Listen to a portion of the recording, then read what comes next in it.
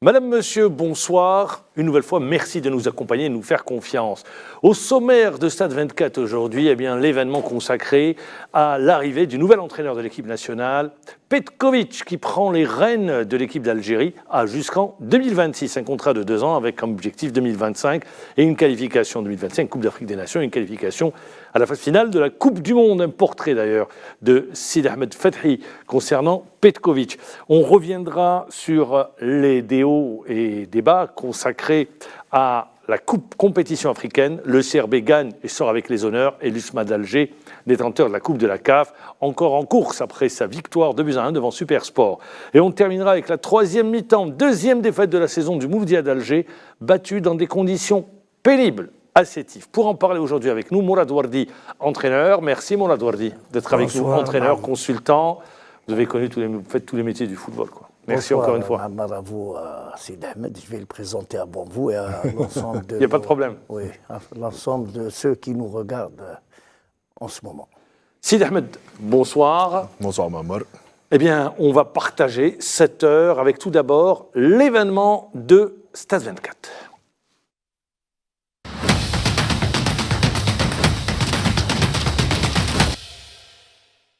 L'événement consacré au nouvel entraîneur de l'équipe nationale, première sortie médiatique aujourd'hui, qui a pris ses fonctions, qui a signé son contrat ce matin. Pour ceux qui ne le connaissent pas, qui est Vladimir Petković, portrait signé Sidi Ahmed Fethi.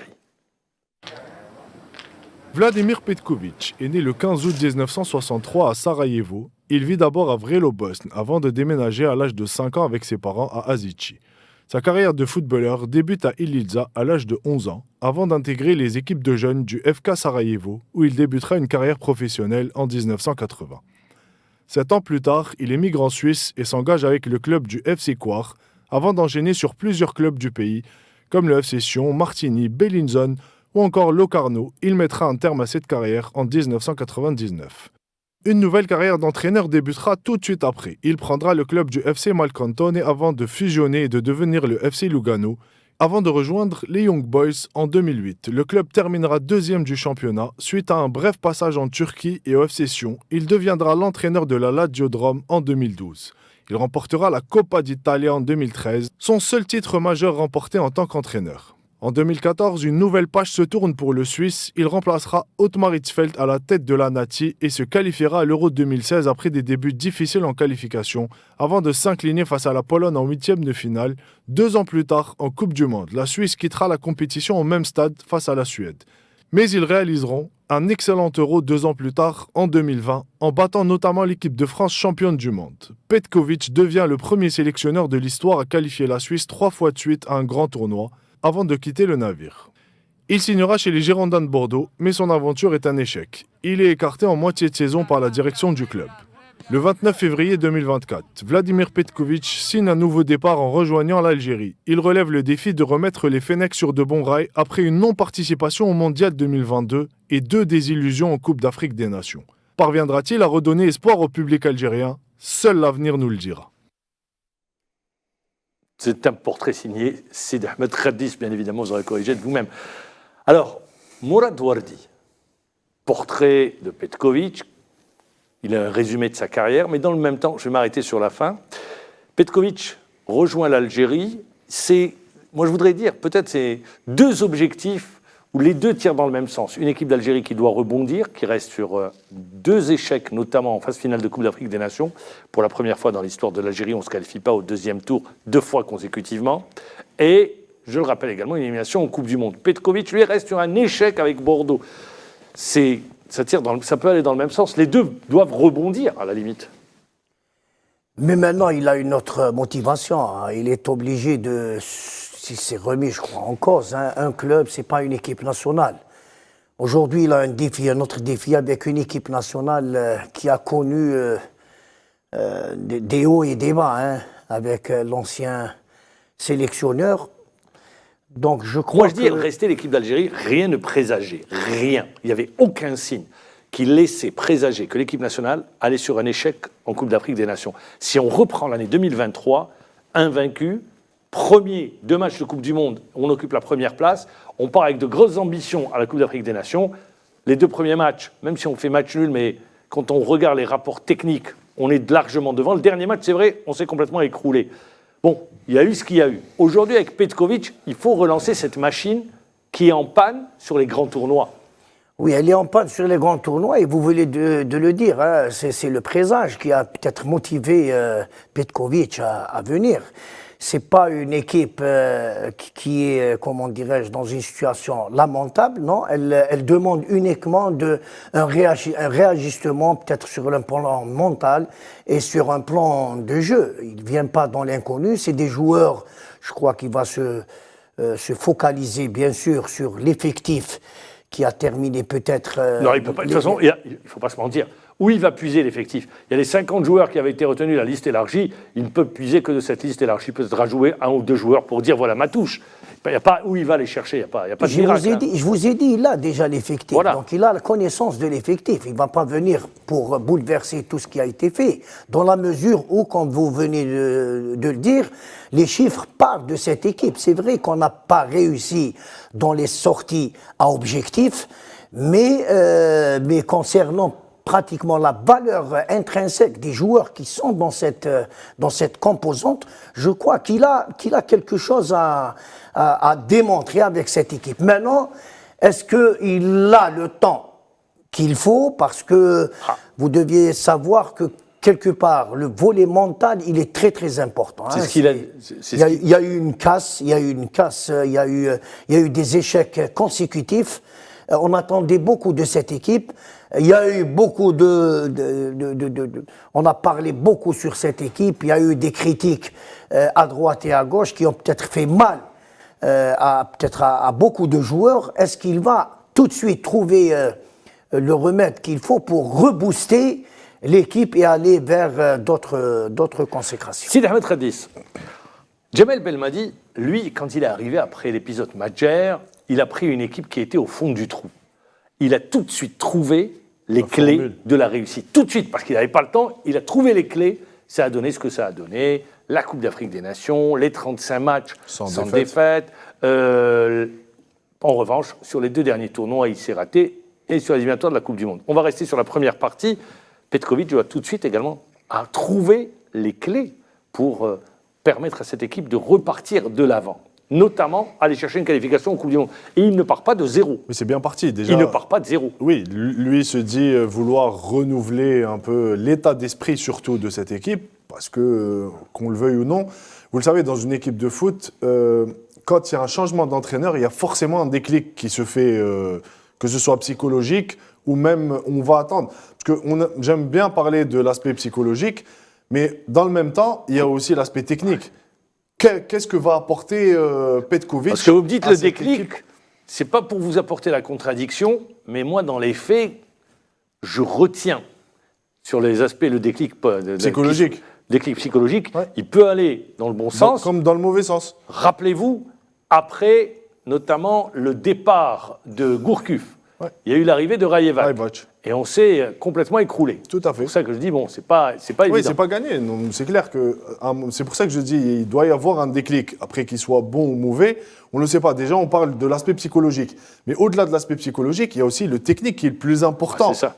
C'est comme vous l'avez si bien dit aujourd'hui en conférence de presse, quel plan de jeu va apporter cet entraîneur à cette équipe? Parce que Mourad Wardé vient de le dire, en qualité intrinsèque, il y a vraiment de quoi faire. Il y a des atouts à faire valoir dans cette équipe nationale. Maintenant, reste au sélectionneur national de trouver la bonne formule, le réajustement technico-tactique qui puisse amener cette équipe à, on va dire, se repositionner sur le continent et retrouver un peu ce qu'avait connu Djamel Belmadi lors de ses débuts.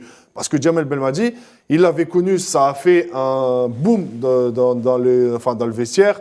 On va dire que c'est quelque chose que personne n'attendait. Quand Djamel Belmadi est arrivé, vraiment l'équipe était au fond du trou. Et personne n'aurait misé une pièce sur le fait que l'Algérie soit championne d'Afrique en 2019. Mais Belmadi a su trouver cette formule qui a fait qu'on change complètement, que l'équipe soit métamorphosée. Donc à Petkovic de trouver la même chose.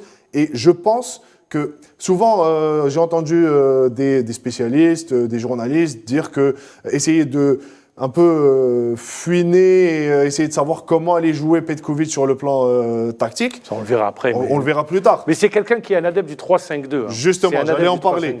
Il va falloir, parce que en fonction des profils qu'on a à disposition, mettre en place une stratégie qui puisse être, on va dire, en adéquation avec l'effectif algérien. Mourad Wardi était là, il a acquiescé, ce que vous voulez dire quand vous avez dit les profils, c'est ça? Les profils de joueurs, pour pouvoir mettre en place ce qu'ils veulent. Non, je crois que ça part de là. Hein. On ne peut pas parler de système de jeu ou de peut-être de l'entraîneur. Non, j'ai dit c'est un adepte. Hein. Non, l'adepte, il faut qu'il s'adapte à quelque chose. Hein. Aujourd'hui, c'est les joueurs qui font quelque part la stratégie de jeu. C'est la composante, c'est la valeur intrinsèque. Il faut savoir, comment dirais-je, concocter avec ce qu'on a. Donc, même à la Lazio, par exemple, il a joué en deux formes de jeu avant de se mettre dans le 3-5-2. Il s'est mis dans un dispositif pratiquement où l'accent défensif était plus, il a mis plus la valeur de la force défensive par rapport à une force offensive. Ensuite, il a réajusté avec un 4-2-3-1 et ensuite il est revenu à un 3-5-2, c'est-à-dire un renfort du milieu de terrain qui lui a donné l'équilibre de voir plus, assurer une bonne défense, une couverture défensive. Avec les deux pistons. Oui, une transition offensive derrière une force d'équilibre qui est celle du milieu. Donc, je crois que c'est la valeur des joueurs qui va déterminer un petit peu la façon de jouer de Petkovic. Comme l'a dit Mourad, aujourd'hui, peut-être qu'il parle de la Lazio. La Lazio, ça fait un peu... Oui, mais... Ça fait 10 ans. Mais moi, je reste sur les deux dernières expériences. Oui, parce qu'il avait des joueurs. Des profils. C'est pour ça que je vais parler de ça. Parce que sur ces deux dernières expériences, que ce soit avec la Nati ou avec les Girondins de Bordeaux, il a opté pour le 3-5-2. Il a échoué avec le Girondins. C'est parce qu'il n'avait pas le profil de joueur adéquat. Mais aujourd'hui, en équipe nationale... Ça rejoint ce qu'il dit. Oui, justement. Mais je voulais parler de l'équipe nationale. Parce qu'aujourd'hui, en équipe nationale, quand on voit l'effectif, quand vous avez un Ait Nouri qui est beaucoup plus offensif que défensif et un Attal qui est pratiquement... C'est le même profil sur le côté droit, vous pouvez mettre en place une défense à 3 avec 3 axios solides et libérer un peu plus les deux couloirs, les deux pistons, avec 2 milieux de terrain qui font le travail. On a Ben Nassar, on a Zerroqi aussi qui peut faire ce rôle-là de couvrir sur les couloirs. Ben Taleb qui peut jouer en sentinelle. Donc il y a l'embarras du choix aujourd'hui pour Petkovic. Mais dans cette stratégie, il faut retrouver les 3 axios, parce que c'est important derrière pour assurer une bonne couverture. Avant d'aller sur les 3 axios, faire un compo d'équipe, ça on attendra. D'ailleurs, il a annoncé, il a dit il y a 35 joueurs. Ouais. Sur les 35, il se repose sur l'équipe qui avait joué la Coupe d'Afrique. Sur les 35 retenus de la Coupe d'Afrique des Nations. Également, il y aura 2 nouveaux. Il dit 2 nouveaux, il n'a pas voulu donner les noms. Il dit peu importe, je ne donne pas les noms. Mais moi, ce qui m'intéresse, c'est en regardant, parce que vous avez parlé de sa carrière, ce qui m'intéresse, c'est, vous avez parlé de la Suisse, la Nati. Ouais. Et on remarque qu'il a lancé beaucoup de jeunes joueurs qui ont progressé, qui aujourd'hui sont à Manchester City, au Bayer Leverkusen, dans les grands Arsenal, dans les grands clubs européens. Mbolo aussi. C'est-à-dire qu'il fait progresser les joueurs individuellement, mais également l'équipe collectivement. Et ça, c'est un point important. Clairement, quand on voit l'évolution de cette équipe suisse, depuis Otmar Hitzfeld en 2014... Il succède à un monstre. Hein. Exactement. C'est vrai, Otmar Hitzfeld, c'est un grand nom. Bayern de Munich, notamment. Tout à fait. Champion d'Europe. Il a tout gagné. Il a tout gagné. Donc, c'était pas facile de succéder à Otmar Hitzfeld. Mais on l'a vu, c'est tout sauf du hasard. C'est le fruit du travail. C'est un travail qui a été fait. Et il voulait le garder au niveau de la Nati. Hein. Tout à fait. Lui n'a pas voulu. Il n'a pas voulu rester. 7 ans, il dit ça y est, ça lui a suffi. Il voulait découvrir autre chose. Il voulait se rabattre sur les clubs. Et on l'a vu malheureusement. Ça lui a pas réussi. Revenons. Mais sur la Nati, on le voit clairement. Il y a une évolution qui se fait. Et de 2016, il a pris l'équipe en 2014. De 2014 à 2016, c'était un peu compliqué. Les débuts étaient un peu compliqués, notamment sur les qualifications pour l'Euro 2016. Il avait débuté avec 2 défaites. Donc par la suite, il s'est retrouvé, il a eu du temps et la Nati a vraiment progressé de 2016 à 2020. Il a participé 2 fois à la Coupe d'Europe et la Coupe du Monde en 2018.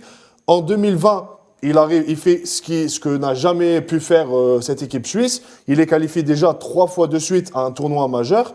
Et en 2020, il bat la France en huitième de finale et il se retrouve en quart de finale face à l'Espagne. Donc je pense que c'est le fruit d'un long travail qui a été fait. Et comme vous l'avez dit, il fait progresser l'équipe sur le plan collectif et aussi individuellement. D'ailleurs, les joueurs, il y a eu une image qui est assez marquante. Le joueur Xhaka, Granit Xhaka, qui est capitaine d'équipe de cette équipe suisse, en conférence de presse, il avait reçu le trophée d'homme du match. Il débarque en conférence de presse et il donne le trophée d'homme du match à Petkovic. Il dit c'est lui l'homme du match, ce n'est pas moi. Mourad Ouardi, l'image qu'il vient de donner, on peut dire, c'est quelqu'un proche de ses joueurs. Enfin, l'entraîneur... Moi, j'ai eu le témoignage... Non, mais moi, je me souviens de Rayevac qui avait mis de la distance avec les joueurs. C'est pour ça que je vous dis, c'est quelqu'un proche qui prend les joueurs individuellement, collectivement, qui discute, qui échange. Voilà, c'est pour ça que je vous le dis. À travers l'histoire que vient de raconter Sidi Ahmed Redis, de remettre le trophée du meilleur joueur à son entraîneur en disant c'est lui l'homme du match, je pense que ça donne un signe. Écoutez, ça envoie un signal fort. Rayevac n'est pas resté trop longtemps. Oui, parce que les joueurs ne le voulaient plus. Oui. Les joueurs ne le voulaient plus. Petkovic, il a des objectifs immédiats à réaliser. Donc, on n'est pas dans la même situation. Hein. Même le contrat assigné à Petkovic, c'est de réussir tout de suite à qualifier l'équipe nationale. Mais Rayevac, c'est la même chose. Non, mais il n'est pas resté. Moi, je parle des personnalités. Il n'est pas resté. Maintenant, il faut attendre. Il ne faut pas décrire quelqu'un sans le voir. J'avais eu Guéguerre. Là, on est en train de décrire une image d'un entraîneur qui était en Suisse. Il y a les témoignages. Oui, qui était en Suisse. Ouais, il n'est pas dans les mêmes... Mais c'est des joueurs qui évoluent en Europe. Non, il n'est pas dans... Non, parfois, quand on n'a pas les mêmes, comment dirais-je, les mêmes joueurs, on n'est pas dans un même milieu, on essaye de s'adapter par rapport au milieu. Et c'est l'une des raisons qu'il y a des entraîneurs qui essayent de faire l'écart entre eux et les joueurs, c'est par rapport à la description, à la mentalité, il y a beaucoup de choses qui rentrent en jeu. Donc c'est à partir de là que l'entraîneur essaye de mettre son grain de sel sur ce plan-là. Je crois qu'il faut attendre un petit peu, il va décrire, il va connaître un petit peu les caractéristiques. C'est vrai qu'il connaît les joueurs par leur nom, par leur qualité technique, mais dans la relationnelle, il faut qu'il y ait un petit peu de temps. Donc il va ramener ce qu'il a comme possibilité, il va essayer peut-être de la mettre en vigueur, mais si elle ne donne pas de réponse, il va essayer de revoir un petit peu sa copie. Mais maintenant, Petkovic n'est pas dans le même cas que Petkovic en Suisse. Il l'a bien dit, 2014-2016, c'est une phase où il a commencé à voir, il faisait de la prospection, de l'approche. Ensuite, il s'est mis dans un travail qui lui a donné raison avec le temps. Il a fait éclore des joueurs inconnus, des jeunes joueurs, qui lui ont donné avec le temps raison. Il y avait du talent. Hein, il y avait du talent, mais maintenant, non, le talent, il faut le raffiner. Il faut le travailler. Le talent, il faut le travailler. Il faut lui donner une âme. Hein. Le talent, il ne vient pas comme ça. C'est vrai que le football, c'est le talent, mais l'habillage, c'est l'entraîneur. C'est lui qui fait l'architecture. Il avait un groupe réceptif. Oui. C'est ça.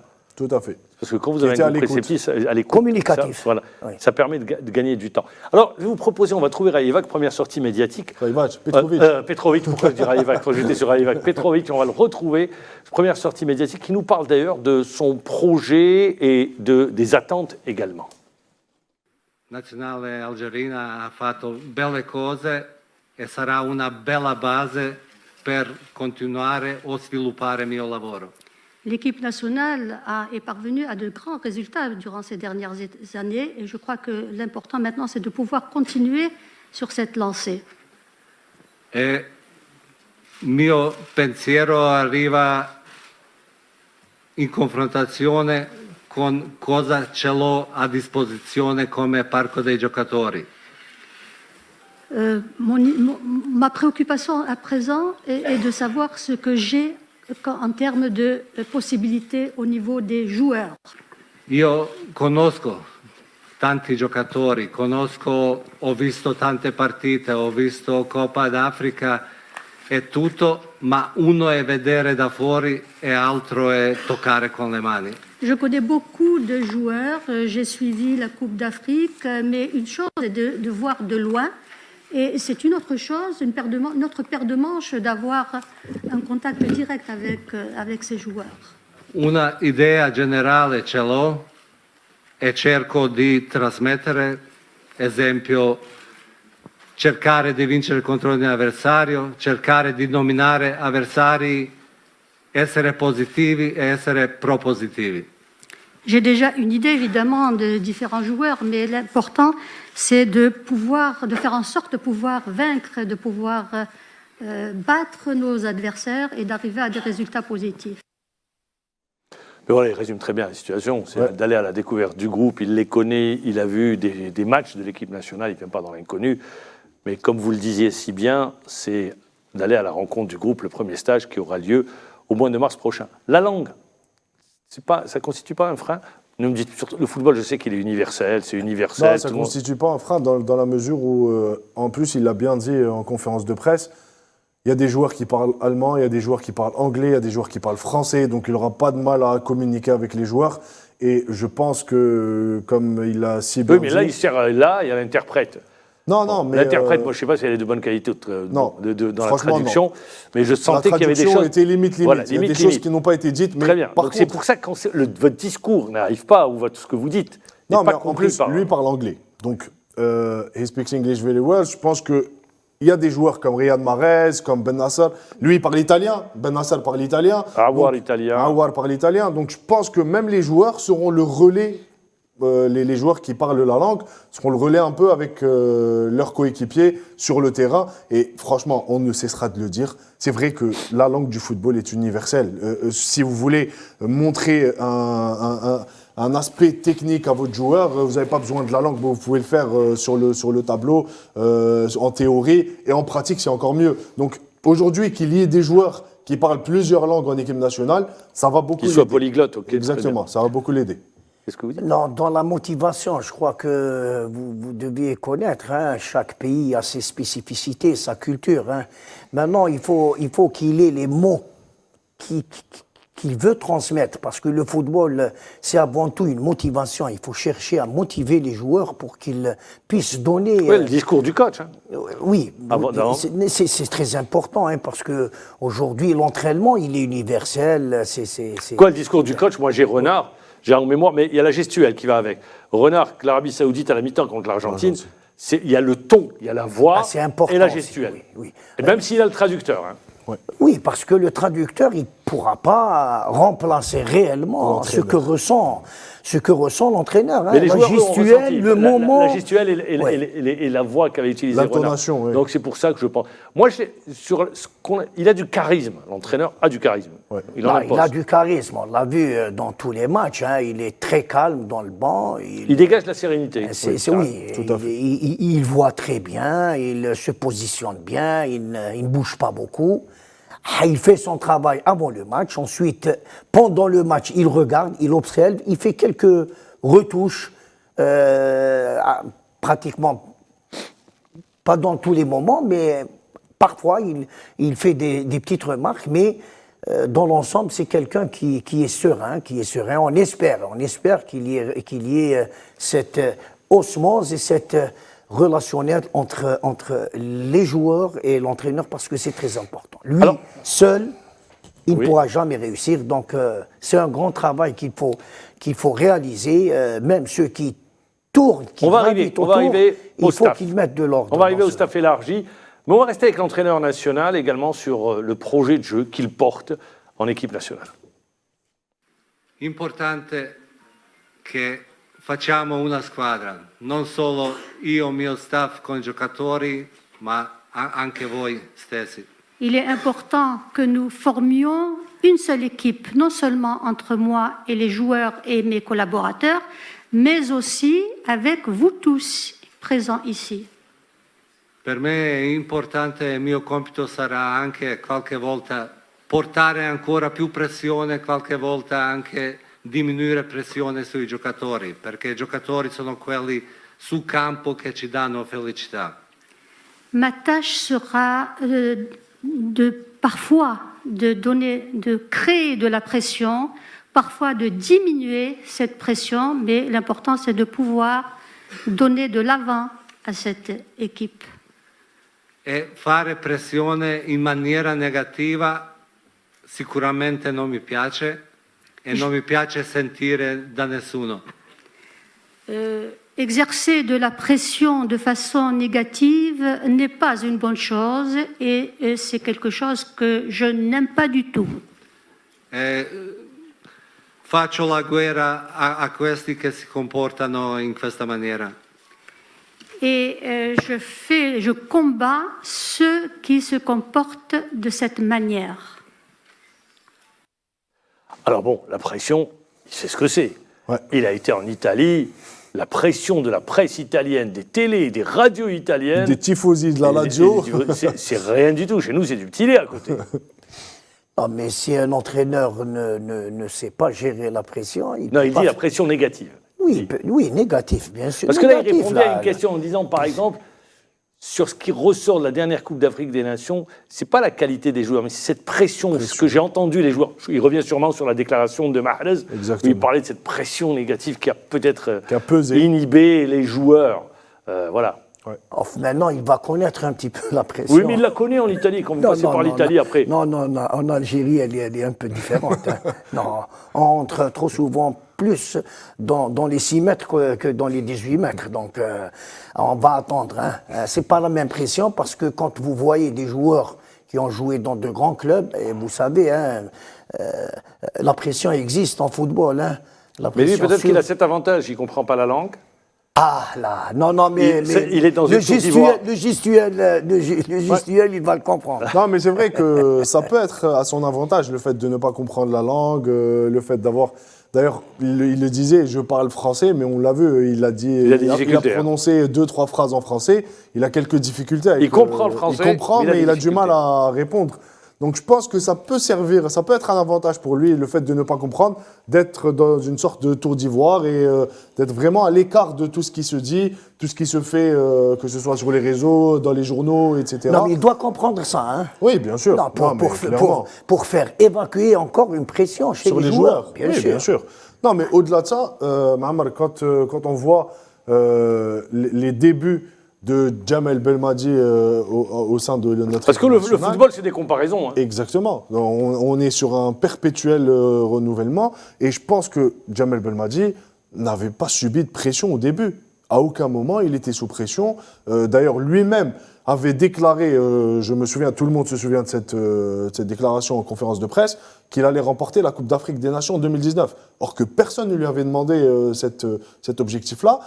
Lui s'était mis ce challenge en ligne de mire et est allé le chercher. Il a réussi. Mais voilà, mais au départ, il n'y avait pas de pression du tout sur Jamel Belmadi. Il était là dans une optique de reconstruction, de remettre un peu l'équipe nationale sur de bons Vous allez rails. sur Jamel, vous faites la comparaison avec... Avec Petkovic, c'est-à-dire qu'il est pratiquement dans les mêmes conditions.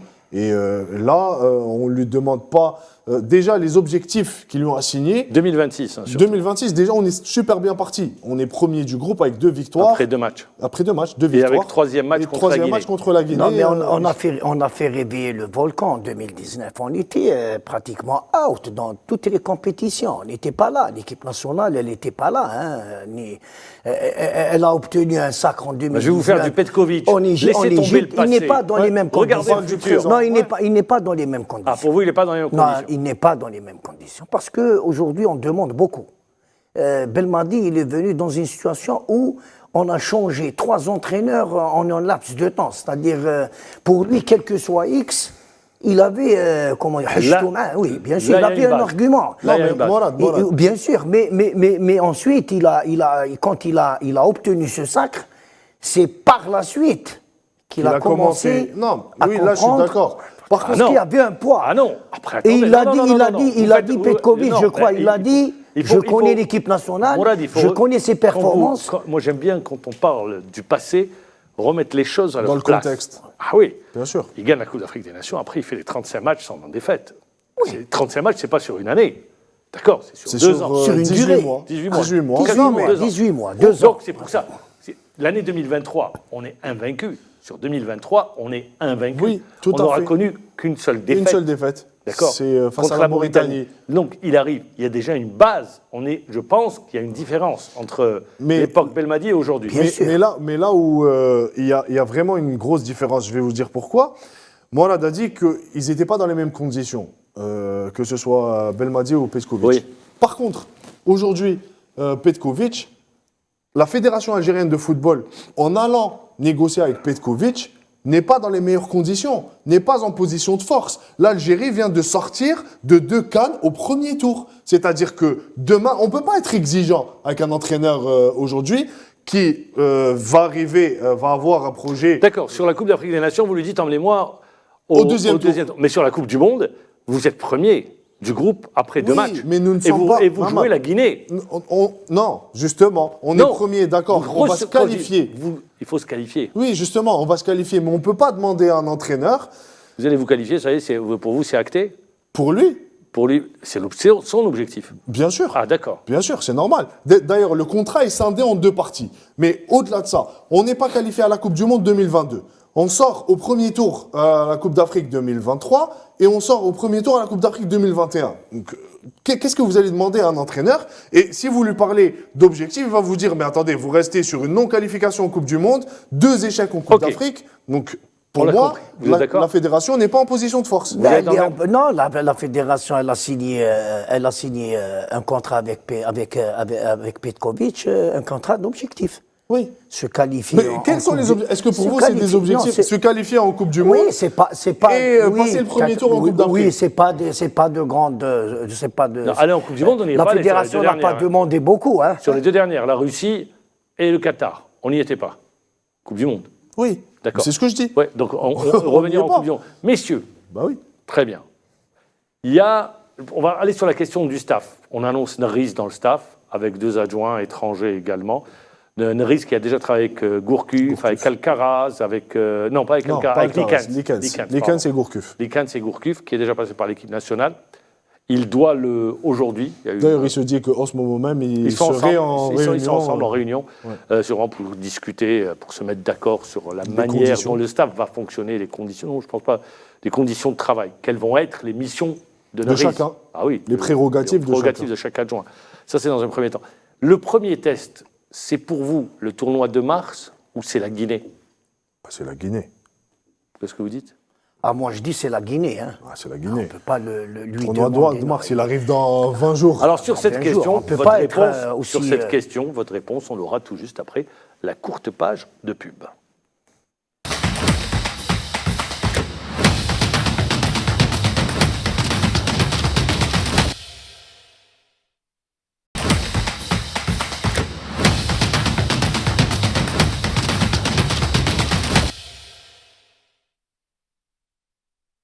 Alors, messieurs, la réponse à la question. Pour vous, le premier test pour Petkovic, c'est le tournoi du mois de mars, avec la face à l'Afrique du Sud, ou bien le match officiel contre la Guinée en Algérie? C'est un tournoi FIFA, on est d'accord. Oui. C'est un tournoi FIFA qui n'a pas. Il vient d'être inscrit, la FIFA vient de décider, c'est pour organiser des matchs amicaux et permettre aux fédérations d'engranger de l'argent. Tout à fait. Donc, à chaque fois, on le dit. Ces événements, ces tournois-là qui sortent de D'accord. nulle Qu'est-ce part. qu'on attend? Alors, qu'est-ce qu'on attend de Petkovic sur ce tournoi? De Petkovic, qui connaissent un peu mieux son effectif, ses joueurs, le vestiaire, et de mettre en place, parce que là, il va commencer à préparer la Guinée, du mois de mars jusqu'au mois de juin. Donc, il aura peut-être 2 dates FIFA avant la Guinée, et c'est plus pour mettre en place une stratégie, pour mettre en place son plan d'action avec cette équipe nationale et pouvoir retrouver ce qu'il a mis en place au mois de mars face à la Guinée. Mourad? Moi, je dirais que c'est un match, quelque part, qui va nous donner un petit peu une idée sur un petit peu la composante avec laquelle il va commencer les compétitions à venir. Donc, déjà, on va savoir s'il a une idée sur les joueurs. 1, 2, s'il va vers un petit changement, parce que quelque part, si on voit un petit peu l'effectif, il y a des joueurs qui sont pratiquement dans un stade où ça y est, c'est fin de carrière. Fin de carrière, si on veut le dire. Quand vous dites fin de carrière, par rapport à l'âge, par rapport à leur histoire en équipe nationale. Quand vous dites ça, Oui, non, mais il y a des joueurs qui ont montré un petit peu leur... ils sont lassés, hein, quelque part. Hein, parce que, quel que soit X, même si c'était des... Je ne sais pas, même s'ils ont obtenu un sacre... mais c'est pas le sacre. Moi, ne me parlez pas... Dites-moi la performance, parlez-moi performance, ne me parlez pas de sacrilège. Oui, sur un plan de performance, on a vu des joueurs classe. Émoussés, je crois que... Peut-être sur le tournoi, mais s'ils en ont encore l'envie, s'ils montrent les capacités... Moi, je ne suis pas d'accord quand vous condamnez comme ça, vous allez vite en besogne. Non, mais il faut un petit peu booster un petit peu cette oui, peut-être les bouger, les faire sortir dans zone de confort. Avec des changements. Je crois, hein, s'il veut aller vers... moi, je ne vois pas quel changement il peut y avoir encore. Non, enfin, il faut les joueurs qui jouent remplaçants, on voudrait les voir titulaires d'entrée. Il faut l'arracher. Il faut aller prendre cette place de titulaire. Il faut l'arracher, cette place de titulaire. Ah oui. Ah, puis il y a des joueurs C'est pas Justier. Non, il y a des joueurs qui ont montré qui ont des capacités, mais qui n'ont pas eu un temps de jeu important. Mais je pense que dans la tête des joueurs, déjà, il y a des joueurs qui sont là, ils sont installés, c'est des cadres. Il faut les sortir de leur zone de confort. Non, ils sont là, ils sont installés, mais ils sont performants. Ah voilà. Non, c'est des joueurs qui sont performants, très bien. Ils sont installés, ils sont là.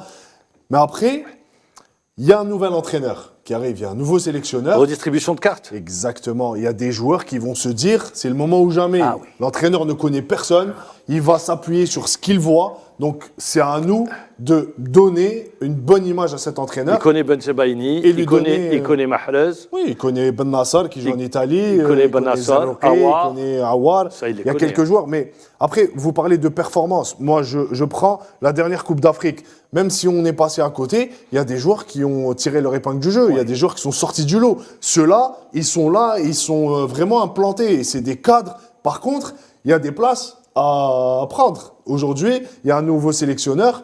Il y a des places à prendre pour les joueurs qui vont se dire « Ouais, c'est le moment, c'est notre chance. » Il y a des places à prendre au milieu. Au milieu, en défense. Attaque. En attaque, on l'a vu. Moi, quand je vois...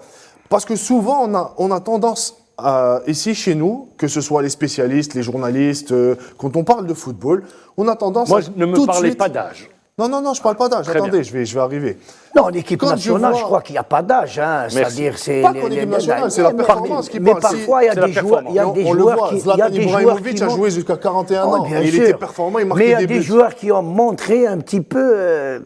Peut-être avec un nouvel entraîneur. Je vais vous donner un exemple. Je vais y arriver. Je vais vous donner un exemple. Concrètement. Rapidement. Quand on voit aujourd'hui, je vois sur les 2 derniers matchs Amine Gouiri. Oui. Amine Gouiri qui est brillant avec Rennes. Attendez, qui a rejoint l'équipe nationale il n'y a pas longtemps. Quand Jamel Belmadi s'obstinait à le faire jouer à gauche, en disant que ce n'est pas un profil pour jouer dans l'axe. Il marque un superbe but face au PSG, il est axial. Et il marque avec, hier, ils ont perdu face à Lorient. À Lorient, 2-1. Et il marque le but de la réduction du score. Il est dans l'axe aussi. C'est un joueur technique, c'est un joueur à la Benzema, qui peut apporter un autre profil à notre équipe nationale. Pourquoi chez nous, qu'on se dise non, c'est pas un avant-centre, il a jamais été joueur de pointe, il préfère jouer sur le côté. Jamel Belmadi s'était obstiné à le faire jouer sur le côté gauche. Pourquoi? Donc aujourd'hui, c'est pour ça que je dis il y a une redistribution des cartes. Gouiri, peut-être avec Petkovic, va avoir sa chance dans l'axe de notre attaque et on va voir un tout autre visage de l'équipe nationale. Sous cet angle-là, Galland, c'est ce que vous vouliez dire? Oui, je dis oui, c'est une affaire de redistribuer convenablement les cartes, hein, parce qu'ils ont été mal distribués. Je crois, comme il vient de le dire, Gouiri, on ne lui a pas donné vraiment la chance qu'il faut. Hein. Trop souvent, quand on se met dans une position qui n'est pas la nôtre, on ne peut pas tirer du joueur ce qu'on veut. Le meilleur. Bien Donc, sûr. quelque part, Petkovic, il est là pour redistribuer les bonnes cartes. Eh bien, c'est ce qu'on attend de lui. Voilà, Petkovic, avec le premier tournoi, 35 joueurs convoqués, 2 nouveaux joueurs, mais également premier tournoi à partir du 18 mars. Des hauts et des bas.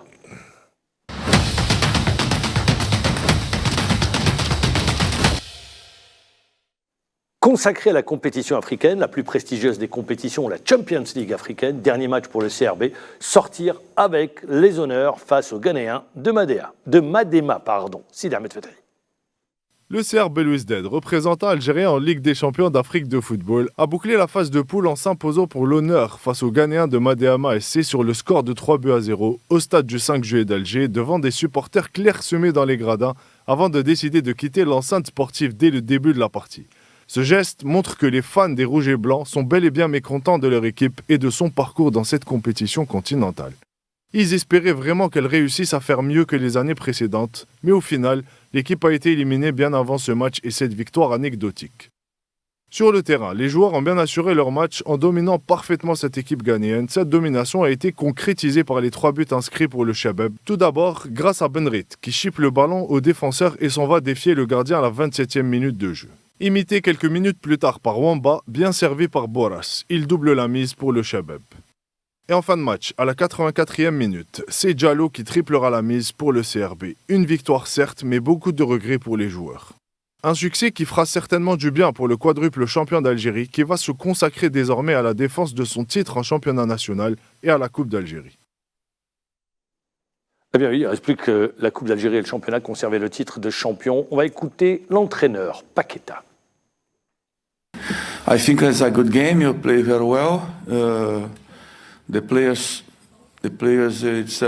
today they have to stay strong mentally. Je pense que c'était un bon match. Nous avons bien joué, les joueurs ont eu les nerfs solides et un gros mental. C'était important de rebondir. Il y a des moments difficiles dans la vie qu'il faut surmonter. Je sais que les supporters sont mécontents. Nous le sommes aussi. C'est difficile à accepter, mais c'est le football. On s'est mis dans une situation compliquée en perdant 2 matchs à l'extérieur, mais à domicile, je pense qu'on a réalisé de belles choses. Nous avons été à la hauteur contre la meilleure équipe du groupe en aller-retour. On pouvait même sortir vainqueur de ce duel. Maintenant, nous devons aller de l'avant, penser au prochain challenge. Je dois remercier les joueurs pour leur force mentale. Ce soir, c'était très difficile. Ce n'est pas évident de jouer dans de telles conditions, mais ils l'ont bien fait. Je peux comprendre la colère des supporters, mais il faut qu'ils nous soutiennent, c'est très important. Nous avons travaillé dur tous les jours. Il faut qu'on reste unis pour tous les matchs. They train so hard. I think it's okay. They have the reason, but they have support. You stay together in all the games. Voilà, Zouardi Sivey, gros mental des joueurs dans des conditions très difficiles, lâchés par leurs supporters sur ce match. Eh bien, ils ont quand même gagné pour sortir avec les honneurs. Alors, aujourd'hui, le CRB a raté le match qu'il ne fallait pas rater. C'était contre Young Africans. Mais ça ne remet pas en cause également le fait que le CRB est toujours en course pour le titre. Mais je crois, on a tous cru que le CRB a compris un petit peu qu'est-ce qu'il fallait pour aller conquérir cette Coupe d'Afrique. Il faut beaucoup de choses. Mais jusqu'à l'heure, il faut beaucoup de choses. Beaucoup de choses, mais jusqu'à l'heure où est-ce qu'on a tiré les enseignements qu'il faut? Déjà, il faut avoir le budget pour. Il faut avoir le budget pour. Non, il y a le Wydad de Casablanca, à mon avis, il y a autre chose. Le Wydad de Casablanca, qui ne s'est pas qualifié d'ailleurs. C'est pas qualifié. Oui, sorti également par Simba. Simba de Abdelhak Ben Cheikha. Vous avez le Ahly, un budget de 138 millions d'euros. Vous avez Mamelodi Sundowns qui peut se payer un joueur à 8 millions d'euros. Ça, c'est les gros d'Afrique. Ça, c'est les gros. Après, vous me dites le CRB n'est pas en quart de finale. Oui, je vous dis, il y a eu un ratage. Le ratage, c'est 2 matchs, exactement. Madeama au Ghana. Et le dernier match. Moi, je reste au-delà. On évite de parler de budget parce que ce qu'on a vu sur le groupe du CRB, il y avait largement la place de. Oui. Je vous dis le match qui fait qu'aujourd'hui les joueurs du CRB doivent s'en mordre les doigts. Quand je donne le budget, je dis pour le titre. Oui, je dis pas sur la qualification. Non, je parle de la qualification. On reste sur une déception par rapport à la qualification. Je vais vous dire pourquoi. Parce que franchement, de passer sur les années précédentes face à l'Espérance, face à TP Mazembe, face à Mais les regrets, vous les avez déjà par rapport aux 2 matchs contre l'Ahly. Justement, mais c'est là où la différence se fait. L'Ahly s'est qualifié, le Ahly n'a pas perdu lors de cette phase de groupe. Il n'a perdu aucun match. Il a fait match nul face à Madeama chez lui, ils les ont gagnés au retour. Et match nul face à Young Africans, et ils les ont battus au retour. Donc le CRB aujourd'hui, ils doivent s'en mordre les doigts. Pourquoi ? Parce que à 2-0, à 3-0. C'est pour ça que je dis, moi, le match de Young Africans, C'est le match qu'il fallait. non, mais c'est une C'était le erreur. match de l'année. C'est vraiment une faute professionnelle. Pourquoi? Parce qu'il y a toujours... Je vais vous dire, quand vous voyez le match de Young Africans face à l'Ahli, Young Africans perd face à l'Ahli alors que l'Ahli était qualifié. Donc, encore une fois, il y a des regrets à avoir. Mais le regret où il est, et je me tourne vers l'entraîneur Mourad Wardi, sur ce match-là, je pense que l'erreur, c'est Paqueta. Oui. On ne change pas un système de jeu sur un match. Capital. Alors que les joueurs n'ont jamais joué sur ce système-là. Bien sûr. Mais je vais vous dire une chose, le CRB de cette année, elle a démontré beaucoup de lacunes. Allez-y. Non, je crois qu'elle a démontré beaucoup Alors, de lacunes. allez-y. Moi, À quel niveau j'ai quelqu'un qui est proche du CRB, avec qui j'ai discuté avant qu'il y ait cette catastrophe, en l'occurrence Yahi, que je salue. J'ai dit que le CRB ne va pas loin. Ne va pas loin parce que je vais vous dire, il n'y a pas que l'argent qui est comptable dans des situations pareilles. Il n'y a pas que, mais c'est. Il y a une étude approfondie sur un plan technique parce que le football, c'est le terrain. Pour aller vite. Maintenant, si on veut aller vers une critique objective, parce que là, on essaie de donner une analyse en étant à l'extérieur. Très bien. Alors dites-moi, vas-y. Vous parlez de l'argent. On a fait des recrutements un petit peu forts financièrement, mais en qualité, je crois que il n'y a pas eu une étude sérieuse. Très juste. On a ramené des noms, on n'a pas ramené des joueurs pour trouver les solutions. Donc le football, c'est pas une affaire uniquement d'argent, c'est une affaire de gestion, de bien gérer cet argent. Hein. Parfois, on peut ne pas débourser de grandes sommes, mais on peut avoir une bonne équipe, une équipe équilibrée. Donc, trop souvent, c'est une étude technique qu'il faut faire au préalable, avant de se lancer vers les finances. C'est derrière cette étude qu'on peut dire, est-ce qu'on a les moyens d'aller conquérir cette... Conquérir, je vous dis non. Passer en quart de finale, je crois que le CRB de l'année dernière et celle d'avant... Supérieure. Elle était meilleure que celle de cette année. Mais moi, aujourd'hui, je vais vous contredire encore une fois. Je ne sais pas, c'est un débat, on va essayer d'en parler. Hein, le débat vous dites qu'il y a eu des lacunes. C'est vrai, il y a eu des lacunes face à Young Africans et à Madeama. Vous ne me contredisez pas. Non, attendez. Mais sur le match face au Ahli en aller-retour, je pense que le CRB a montré que même si ces joueurs sont arrivés, il y a eu un mauvais casting sur le recrutement, ces joueurs n'ont pas apporté le plus escompté, mais quand on voit le match face au Ahli en aller-retour... La performance d'une équipe, elle doit durer. Elle ne doit pas se faire sur un match. Hein. Je vais vous dire encore une fois. Ahli, c'est un match motivant, c'est un match derby. Non, mais attendez, le CRB et le Ahli n'est plus le Ahli qu'on connaît. Ils sont tenants du titre. Ils sont détenteurs. Ils sont tenants du titre. C'est mon avis. Le Ahli, pas le Ahli, ils sont tenants du titre, ils sont qualifiés en quart de finale. Ils n'ont perdu aucun match en phase de poule. Non, mais c'est mon avis, c'est mon avis. C'est mon avis. Mais les chiffres parlent d'eux-mêmes. Le Ahli, ça a toujours été le cas. Elle a démontré, le Ahli, ils sont tenants du titre. Leur équipe nationale est composée pratiquement de 60% de l'effectif du Ahli. Vous ne pouvez pas projeter le Ahli sur l'équipe nationale. Sur la compétition africaine, ils répondent présents. Ils sont détenteurs du trophée. Ça, vous ne pouvez pas l'enlever. La grosse surprise, cette fois-ci, le CRB est éliminé, mais la grosse surprise, c'est l'Wydad Casablanca, qui a été finaliste de la dernière édition, si mes souvenirs sont bons. Oui, finaliste face au Ahli. Face au Ahli, et éliminé, sorti dès les huitièmes de finale. Mais encore une fois, pour revenir au CRB, moi, quand on voit le CRB jouer, à domicile, c'est du 3 sur 3. Sauf face au Ahli où ils ont fait match nul. Et Madeama. Écoutez, non, je parle à domicile. À domicile, ils font le job. Messieurs, on est obligé d'avancer. Moi, ne me parle pas du championnat. Pas le championnat, domicile en Coupe d'Afrique. Non, mais il perd 4-0. À l'extérieur. contre une équipe. Je parle à domicile, ils font le job. Donc, le football, il se joue à domicile et à l'extérieur. La force d'une équipe, on doit trouver les forces à l'extérieur et les forces à domicile. Pour terminer, moi, ce que je veux dire... Maintenant, si on joue à l'extérieur, ça ne fait rien si on perd 4-0 ou 5-0, ça veut dire qu'on n'a rien compris au football. Moi, ce que je veux dire, c'est que face au gros de ce groupe, vous avez fait match nul. Le CRB a fait match nul, a tenu tête au Ahli chez lui. Et ici, ils ont failli gagner. Il manquait juste le but. Ils ont tenu en échec l'Ahli chez eux. Tenir en échec l'Ahli et aller perdre face à des équipes plus que moyennes. Pour être vraiment indulgent dans ce que je dis, c'est des équipes faibles. C'est le match qu'il fallait. Face à Madeama. Bien sûr. Et le Young Africans, c'est les matchs qu'il ne fallait pas perdre. Et le CRB s'est planté sur ces deux matchs. Ça remet Et ça l'objectif leur vaut Champions la League, qualification. Ça leur fasse la qualification. Mais il y a, rappelons-le, demain, ce match contre la JS Kabylie en Coupe d'Algérie, qui reste un objectif pour le CRB, et conserver ce titre de champion, ça va être très très compliqué, cette fin de saison. Allez, on enchaîne sur la Coupe de la Confédération africaine de football. Et là, victoire de l'USMA d'Alger. 2-1, l'USMA d'Alger qui n'avait pas gagné sur les 4 derniers matchs, toutes compétitions confondues. Est-ce que vous pensez que ça va relancer le club, cette victoire? Même si elle a été difficile. Hein. Ah, j'ai vu le match d'hier. Hein. Ouais. Vous étiez au stade? Oui, ils n'étaient pas parfaits. Hein. Et la sortie de Belaïd confirme un petit peu le malaise au sein de cette équipe. Hein.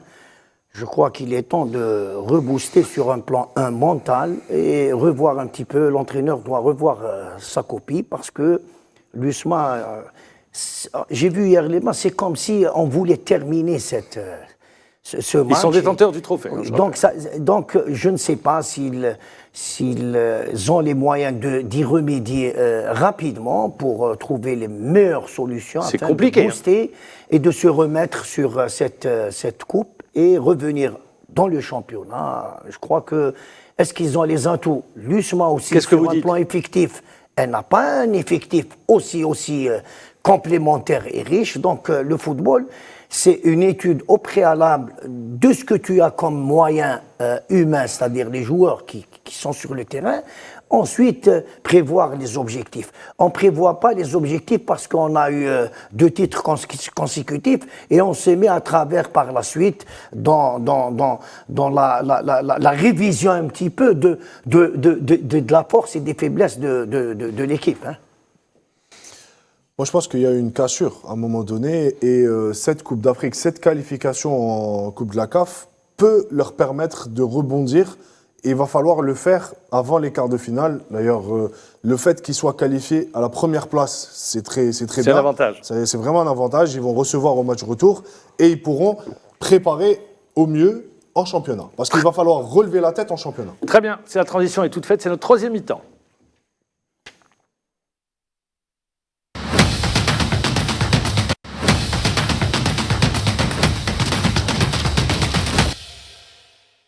La 3e mi-temps, messieurs, le Mouloudia d'Alger, 2e défaite de la saison dans un contexte très compliqué à Sétif, battu 1-0. Est-ce que cette défaite va freiner les Mouloudéens? Qu'est-ce que vous dites? Je ne sais pas, mais c'est un coup d'arrêt de défaite. Avec Belaïli qui risque une grosse suspension, est-ce que pour vous c'est un coup d'arrêt? Je ne sais pas hein, si c'est maintenant vous avez une 30 équipe. secondes. Non, tout une juste. équipe, si elle se repose uniquement sur un joueur, ça veut dire qu'on n'a rien. Est-ce que c'est un coup d'arrêt ou pas pour vous? Non, je ne crois pas. Mouloudia, ils sont toujours là, ils sont premiers, ils ont une avance. Donc je crois qu'ils ont toutes les possibilités pour être toujours dans. Oui. Il faut aller plus vite. Alors pour conclure, je pense que ça ne sera pas un coup d'arrêt. Pourquoi? Parce que vu les conditions dans lesquelles ils ont perdu, ça va plus les motiver à aller chercher le titre encore une fois. Et quand on voit la réaction des supporters après le match avec leurs joueurs, on voit qu'il y a toujours cette communion entre les deux et ça va les booster pour la suite. Merci Mourad Wardi, c'est toujours un plaisir. Merci Sidi Ahmed Radis, merci à toute l'équipe technique qui nous a accompagnés ce soir. Moi je vous dis au revoir et je vous donne rendez-vous la semaine prochaine. Au revoir, bonne soirée.